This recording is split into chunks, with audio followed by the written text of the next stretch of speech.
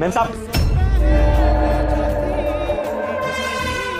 ये काम हम छोड़िए और खाने का टाइम हो गया, चलिए आप जल्दी से खाना खा लीजिए। अरे काम नहीं करूंगी तो खाऊंगी क्या?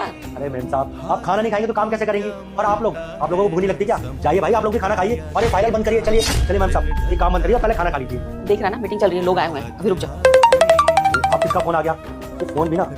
हेलो, अभी मालकिन खाना खाने में बिजी है और आप लोग भी खाना खा लीजिए, लंच टाइम हो रहा है। चलिए बाद में फोन करिएगा। सनी, ये क्या किया तूने? कॉल उठा के काट भी दिया। अरे कोई जरूरी फोन होता बेटा। देखिए मालकिन, काम तो पूरी जिंदगी होता रहेगा, पहले पेट पूजा उसके बाद काम दूजा। चलिए।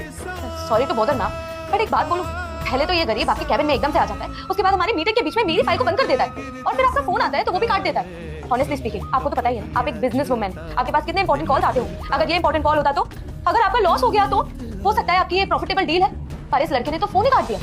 मैम बिल्कुल सही तो कह रही है अर्चिता। आप खुद सोचिए, इतनी बड़ी कंपनी की ओनर है आप, इतने बड़ा बिजनेस संभालती है, इतने सारे एम्प्लॉय आपके नीचे काम करते हैं और ये 2 कौड़ी का नौकर आके एकदम से आपकी मीटिंग को इंटरप्ट कर देता है और पता नहीं ऐसे जता रहा है जैसे आपका बेटा हो।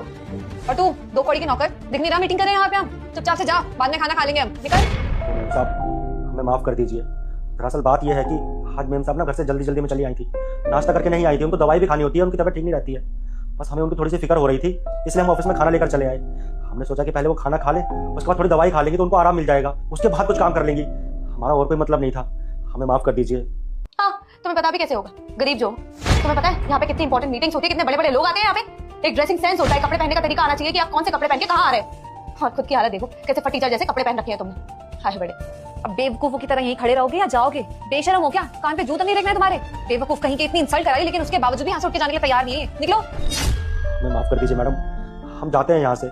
हमें पता नहीं था कितनी जरूरी मीटिंग चल रही है, वरना हम यहाँ कभी नहीं आते। मैम साहब, आप खाना खा लीजिएगा और हमें माफ कर दीजिए। सनी रुक जाओ, ये आप दोनों जो इतना सब कुछ बोल रही थी, आपको पता है कौन है ये? कौन है ये मैम? इसका हुलिया देखिए तो अच्छा। मैं हनुमान जी बोल रहा हूँ। बेटा, कोई भी मुझे इग्नोर मत करना। अगर एग्जाम में पास होना है तो इस वीडियो को लाइक और चैनल सब्सक्राइब करें, अपने मित्रों को शेयर करें और कमेंट में जय श्री राम लिखना कभी मत भूलना।